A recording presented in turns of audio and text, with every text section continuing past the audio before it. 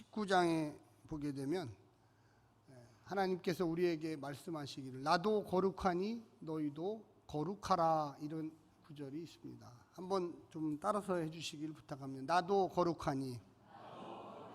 옆에 분 보면서 너희도 거룩하라. 되게 중요한 말씀입니다. 여기서 나는 하나님이시죠.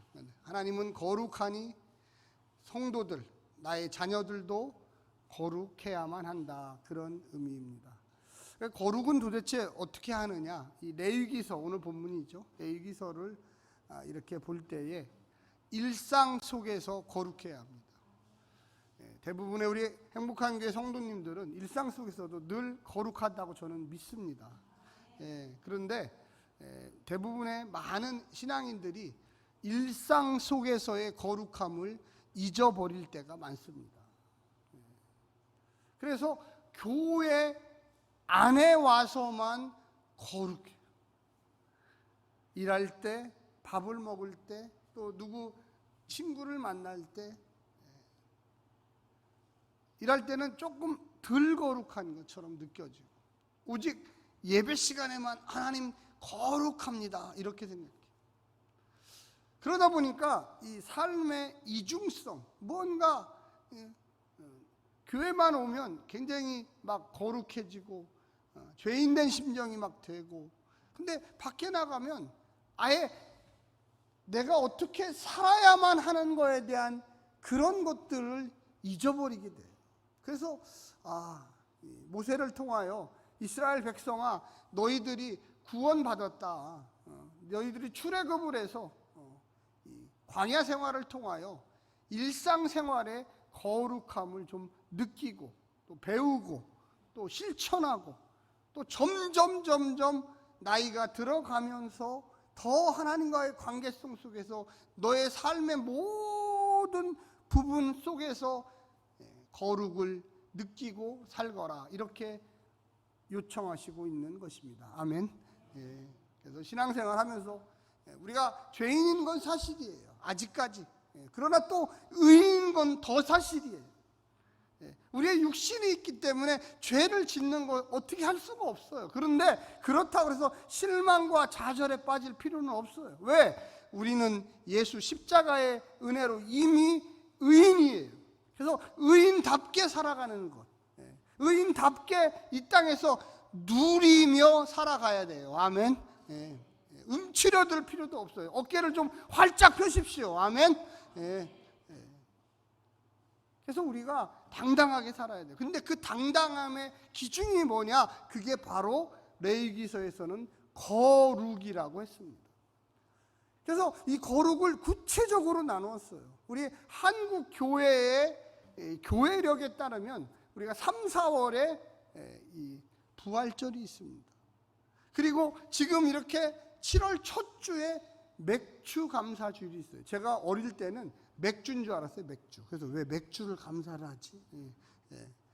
그리고 가을이 되면 추수감사절이 있어요. 그리고 연말이 되면 이제 거룩한 성탄절이 있습니다. 이 매주마다 또 주일이 있죠. 그래서 오늘 주일 공동체 예배를 모였어요. 매일같이 교회에서 우리가 저녁 기도회, 또 어떤 교회는 새벽 기도회, 또 어떤 교회는 수요 기도회.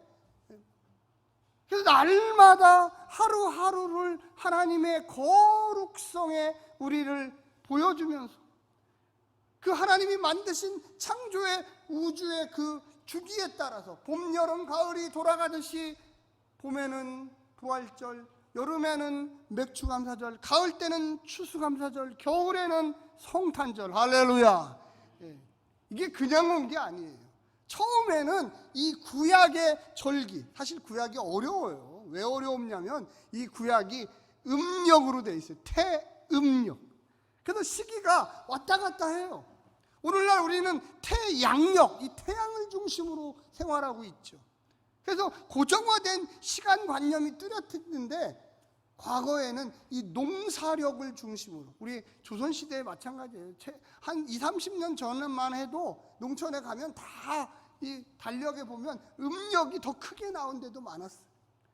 해안가에 가면은 파도가 언제 쳐서 물밀과 썰물 지금도 그 어부들에게는 아주 중요합니다.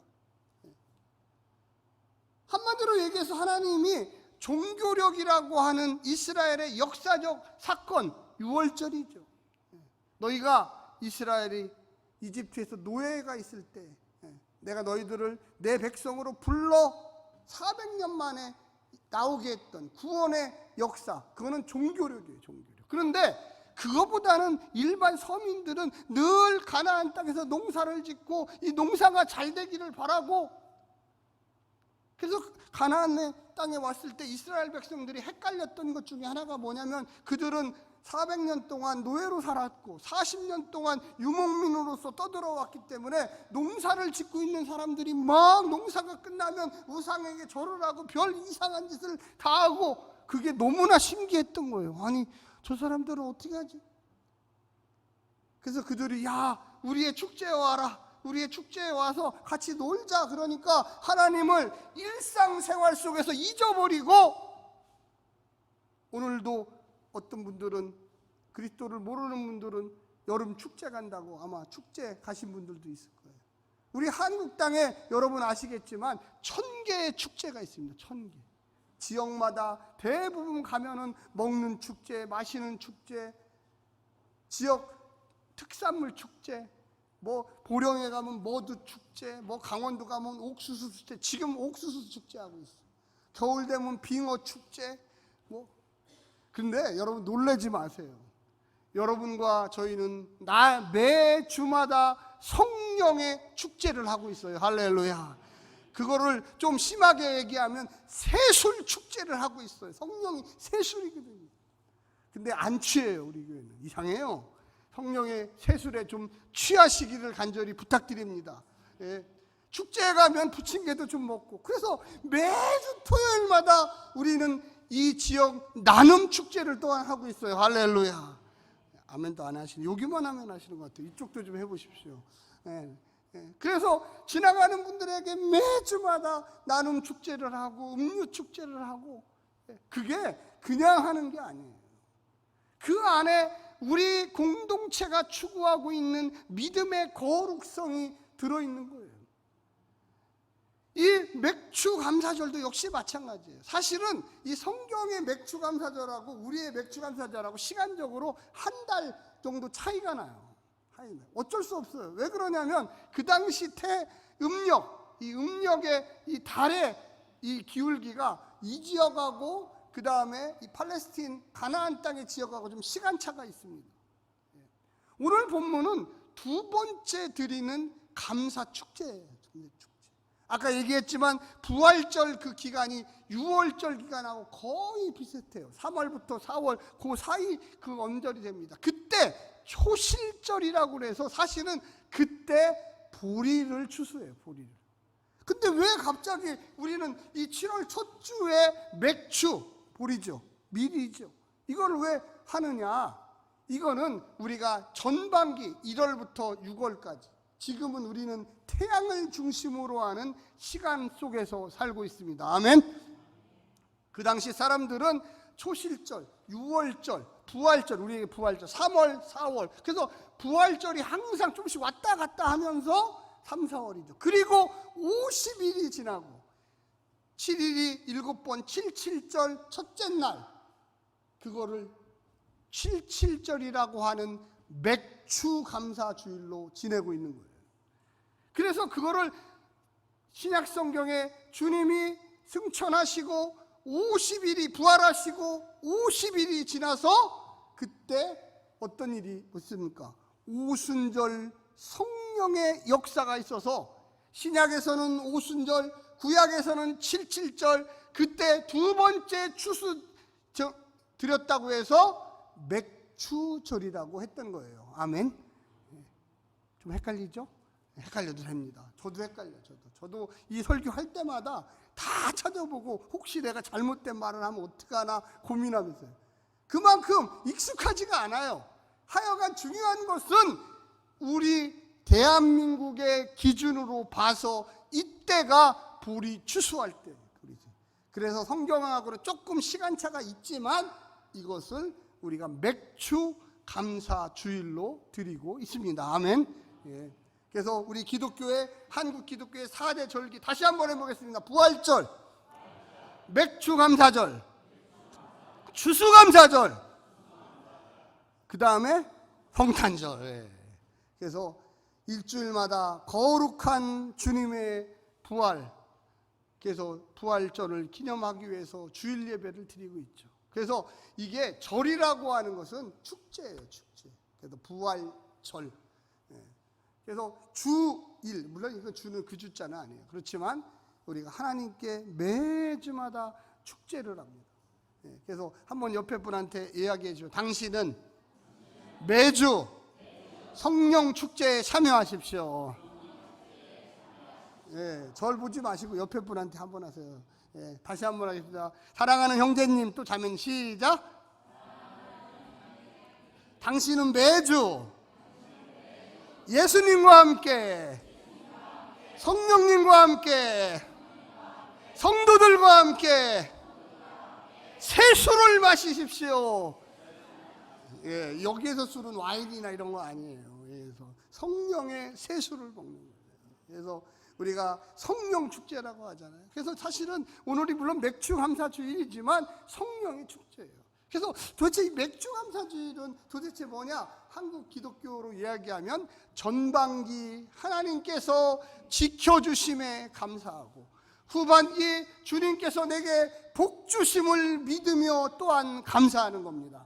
오늘 본문에 보게 되면 몇 가지 힌트를 얻을 수 있어요. 거기 한번 우리 21절 한번 같이 한번 읽어볼까요? 거기에 보면은 한번 같이 한번 23장 21절 시작. 이날에 너희는 너희 중에 성회를 공포하고 어떤 노동도 하지 말지니 이는 너희가 그 거주하는 각처에서 대대로 지킬 영원한 규례니라. 그래서 쉬라는 거예요, 쉬라는 거. 근데 쉬라는 게 세상 사람들은 그냥 맥주 마시고 집에서 텔레비 보고 야 그냥 잠이나 자자. 우리 기독교의 축제는 그게 아니에요. 하나님께 모여서, 이게 성회라는 게 거룩할 성, 홀리예요, 홀리. 거룩한 모임을 가져라. 그러나 노동은 하지 마라. 그 노동의 모든 것을 하나님이 다 복으로 주시리라. 할렐루야. 그래서 이 두 번째 축제에는 핵심적인 게 뭐냐? 여름 과일을 하나님께 드리는 거예요. 물론 소도 드리고 양도 드리고 드렸지만 소제라고 하는 게 곡식이에요, 곡식. 그래서 곡식을 하나님께, 특별히 여름 실과를 하나님, 우리가 이렇게 맛있는 과일을 먹게 해주시니 감사합니다. 그래서 그날은 쉬어라. 그날은 성회로 모여서 하나님께 예배를 드리라. 할렐루야. 미국의 어떤 학자가 매주일마다 교회 가서 예배 드리는 사람과 매주일마다 밖에 가서 노는 사람과 그들의 일생을 추적해서 몇백 상을 추적해서 봤대요. 그랬더니 주일마다 교회 가서 찬양과 기도와 감사와 격려와 음식과 교제와 이런 걸 했던 사람이 무려 7년을 더 살더라는 거예요. 할렐루야. 왜 그런지 아십니까? 일단은 기쁘잖아요. 우리 하나님이 우리를 만들 때 리사이클, 대자식음 재생하도록 만들었어요. 왜 이런 성회가 중요하냐? 세상의 놀이는요, 보세요. 술 먹지요, 담배 피지요, 싸우지요. 그러다 보니까 우리가 재생할 시간이 안 줘요. 우리 옆에 분 아까 찬양하잖아요. 참 아름다워라. 할렐루야. 예? 얼마나 찬양이 점점 좋아지는지. 예? 좀 있으면 이제 찬양제에 나가야 되겠어요. 찬양 축제에 나가야 되겠어요. 할렐루야. 예, 박수 좀 한번 쳐주세요.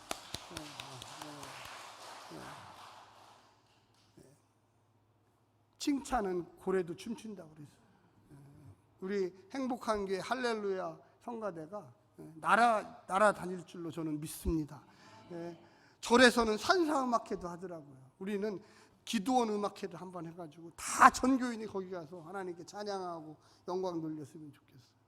그래서 너희가 거룩한 모임에 참여하라. 세상 모임에 가면 나무를 헐뜯고 비방하고 그냥 자기 잘난 것 뽐내잖아요. 근데 거룩한 모임에 오면 우리는 낮아지고 오로지 주님 이 예배를 받아 주시옵소서. 할렐루야. 그게 우리의 삶을 변화시켜요. 우리의 마음을 변화시켜요. 우리가 여기 와서 물론 옆에 분들도 보지만 하나님 내 부족한 마음을 봐주시고 이곳에 하나님 은혜를 내려주시고 내 육신의 아픈 곳을 하나님 치료하여 주시옵소서.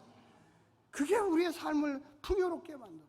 그래서 하나님이 야 너희가 이 절기 여름 실과를 바치는 이 절기에 영원한 규례로 삼아라.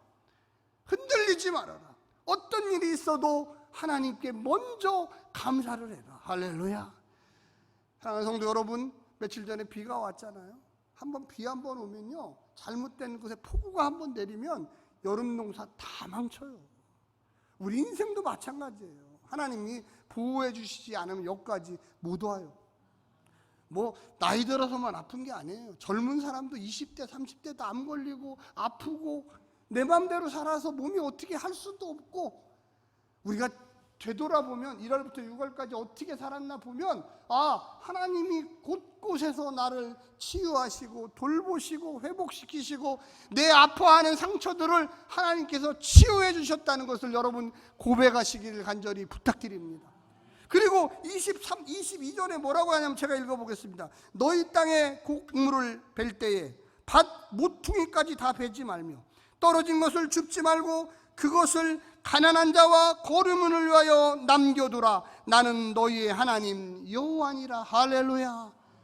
우리의 축제의 핵심은 뭡니까? 우리가 매주 마찬가지지만 매주 우리의 아픈 성도를 생각하고 고통당하고 있는 성도를 생각하고 우리의 이웃을 생각하고, 여러분 왜 제가 토요일마다 하는 그 전도를 나눔 축제라고 하는지 아십니까? 우리가 드려진 헌금의 일부를 밀가루를 사고 주스를 사고 뭐 붕어빵 재료를 사고, 사실 돈 그것도 꽤 들어요. 매주 하기 때문에 헌신해 주는 성도님도 있고 시간으로 봉사하는 성도님도 있고 또 우리 재정을 거기에 투입해서 야 보아라 우리 행복한 교회가 이렇게 하나님께 영광 돌리고 너희들에게 나누어 주고. 할렐루야.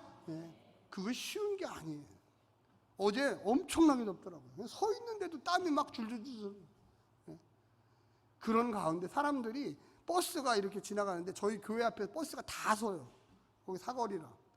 그래서 제가 세봤어요. 몇 명이나 쳐다보나. 매주 보니까 쳐다보게 되더라고요. 정말로 그분들의 그 표정, 이상야릇한 표정, 이 무더워 죽겠는데 저것들이 뭐를 하나, 저 뭘 나눠주는 것 같은데 도대체 저게 뭘까? 우리가 하나님 앞에 드리는 것이 우리의 이웃과 우리 교회 안에 있는 어려운 성도와 우리의 전도와 우리 교회를 세우는 일에, 여기에 보면 뭐라고 써 있습니까? 가난한 자와 거류민은 이방인이에요. 이방인들을 위해서 너희의 곡식을 남겨두라. 할렐루야.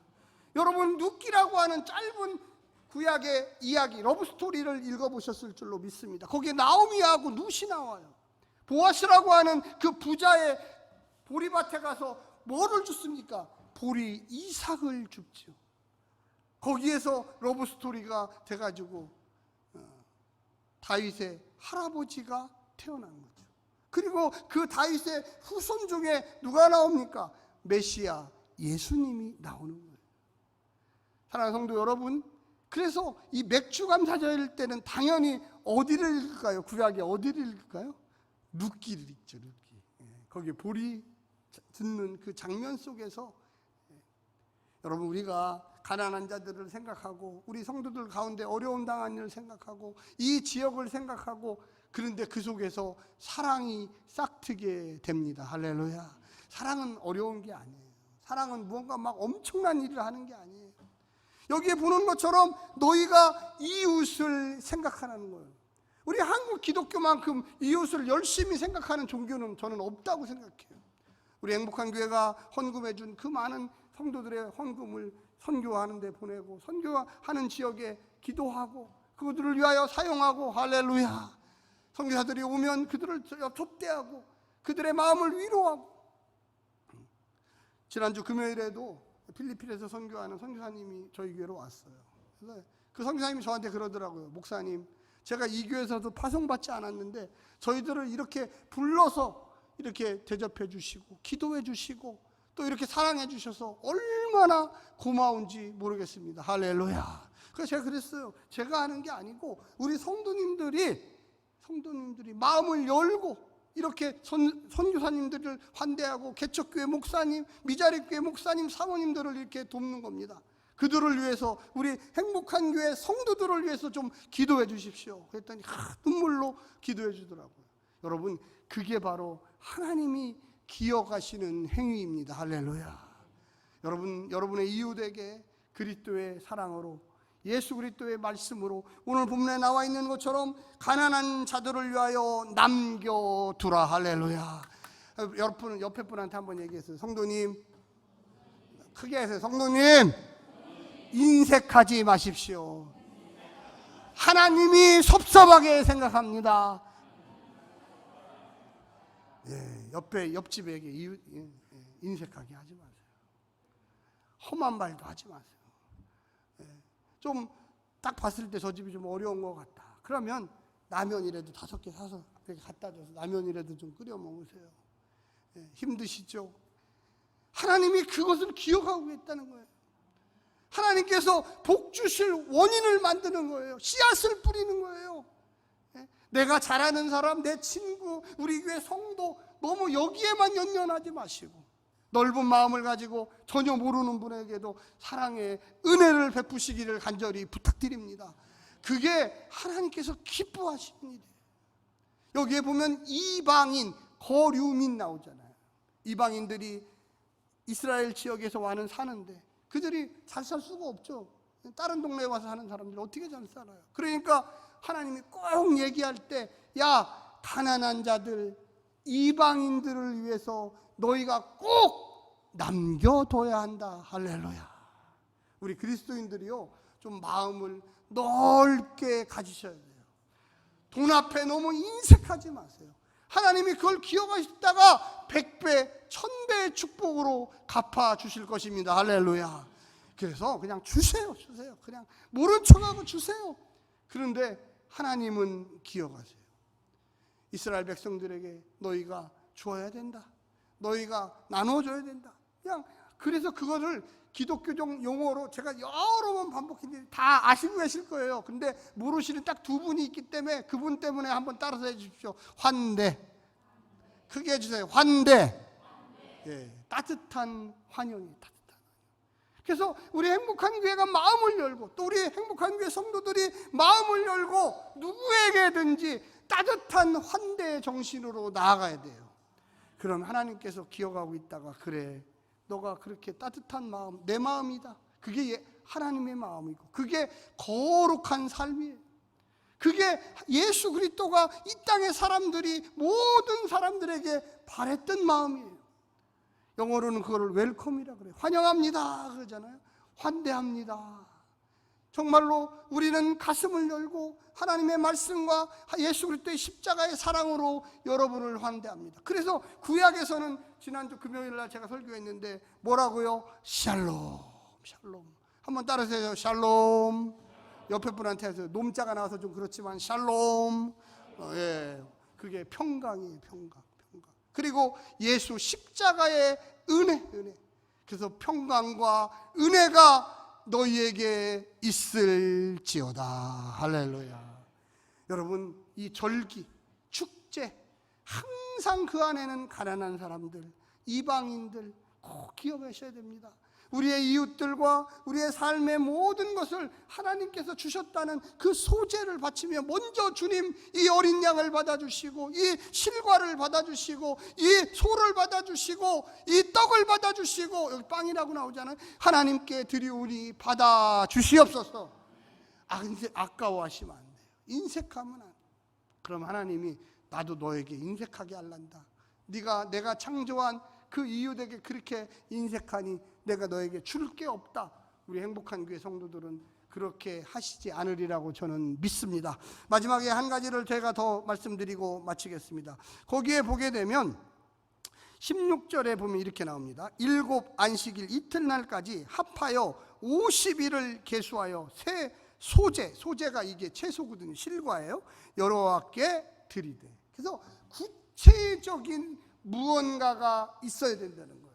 사랑하는 성도 여러분, 우리가 그냥 하나님 감사합니다 이러면, 야, 네가 뭐가 감사하냐? 여러분의 부모님께 자식들이 왔어요. 그래서 자식들이 와서 엄마, 아빠 감사해요. 물론 그 마음은 알아요. 근데 뭐가 감사한데? 여러분 꼭 물어보세요. 뭐가 감사한데? 뭐가? 나를 잘 키워줘서 감사하다는 거야. 결혼을 잘 시켜줘서 감사하는 거야. 집을 한 채 사줘서 감사한 거야. 꼭 여러분 물어보시기를 간절히 부탁드립니다. 우리가 하나님께 감사할 때도 감사 헌금을 많이 내잖아요. 봉투에다가. 그러면 제가 꼭 그걸 보고 기도를 해요. 제 사무실에 가서 보고서 아 이렇구나 기도를 합니다. 근데 매주마다 쓰시는 분이 반드시 달라지는 분이 있어요. 그냥 지난주에 썼던 거 감사합니다. 그러면 뭐 이게 뭐야? 도대체 어떤 걸 감사하다는 거야? 하나님 지난 한 주 저를 지켜주셔서 감사합니다. 하나님 지난주에 저희 아들이 시험이 있었는데 열심으로 공부하게 하시니 감사합니다. 구체적으로 하나님 앞에 감사하시기를 부탁드립니다. 우리가 그냥 하나님께 감사하지 이거는 사실 감사하는 거 아니에요. 우리가 누구 친구한테도 야 이번에 어려운 일이 있는데 네가 나를 위해서 기도했다며 너무 감사하다. 우리 딸에게도 마찬가지예요. 아 사랑하는 딸아 제 딸이 내일 와야 돼요. 그래서 지금 제 일주일째 제가 흥분해 있어요. 지금 2년 만에 지금 만나는 거거든요. 아침에도 카톡을 일어나서 했어요. 그래서 야 내가 내일 4시에 우리 딸이 인천공항에 내릴 텐데 내가 뭐라고 해야 될까 지금 생각하고 있어요. 지금도 그 생각을 하고 있어요.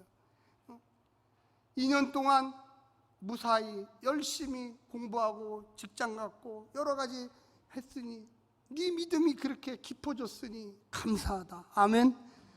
사랑하는 성도 여러분, 우리가 하나님 앞에 나올 때도 하나님 이러해서 매주마다 하나님 감사합니다.